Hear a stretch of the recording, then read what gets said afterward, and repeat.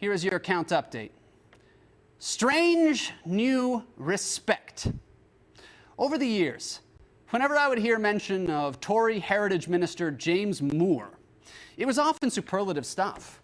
I don't believe I've ever met him, but from time to time I'd hear or read something about how he's the greatest guy in the world, a future leader, soon to be standing astride Sea Rock like a conservative colossus. It's only a matter of time. Okay. Like most people, I got a life to lead.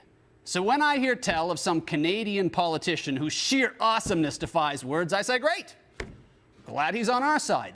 If a giant asteroid is hurtling toward Earth, send Moore flying up to do whatever he does. Smash it with his bare hands or divert it toward the Dagobah system, whatever.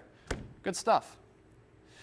Now, strange new respect is a concept coined by writer Tom Bethel, who uses it to describe the media's attitude toward conservatives who veer to the left.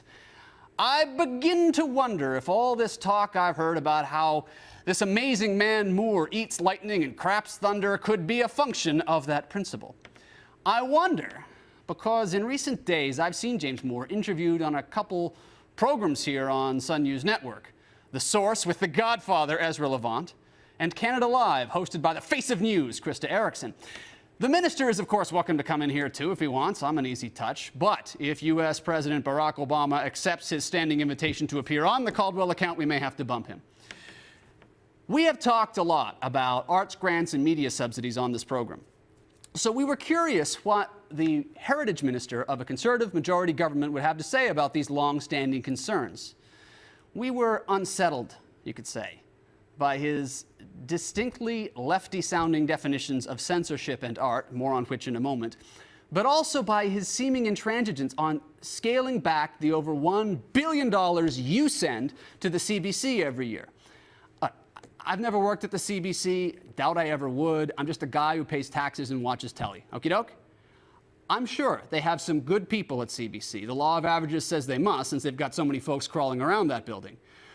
We think Don Cherry is maybe the best guy in the world next to Ezra.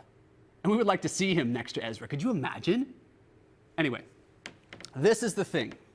Supporters of continued opaque CBC funding take the one or two things you like about the place and say, aha, there you go. If you have ever enjoyed even one episode of The Friendly Giant, you don't have a leg to stand on. Well, I did enjoy The Friendly Giant. I love The Friendly Giant.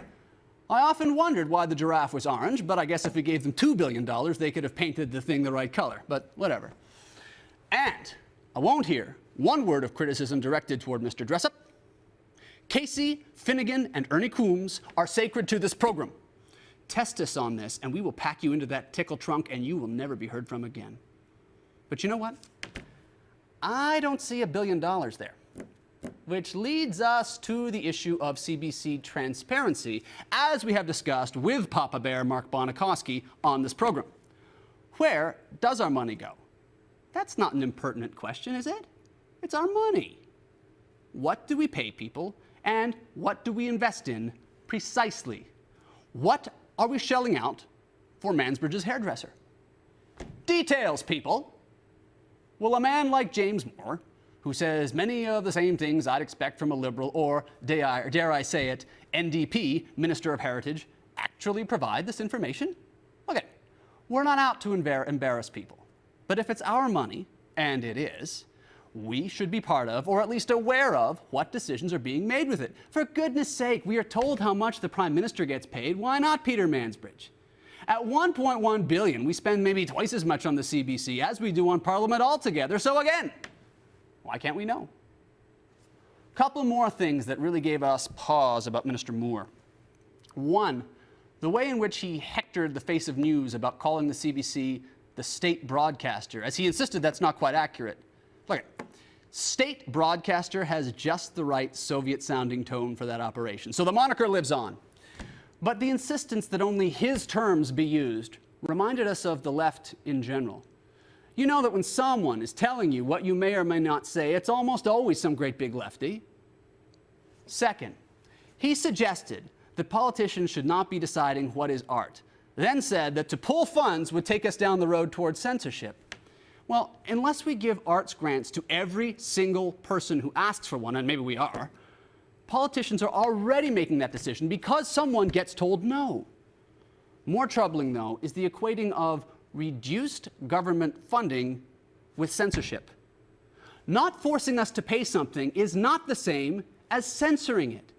Suggesting otherwise is a stark lefty line. It is utter bafflegab and monstrous rhubarb. This is not just about Minister Moore, or the arts, or the state broadcaster. It is part and parcel with the concerns we have raised about what to expect from this new Conservative majority government. Will they enact real reforms in this country, embracing this rare opportunity to make Canada the supreme nation of the globe? Or will they give us more of the same, governing like liberals who didn't go to Harvard? You can get a lot of strange new respect by going left, and you can obtain a lot of subsidized adulation with $1 billion. But such things are silent as to whether you are doing the right thing.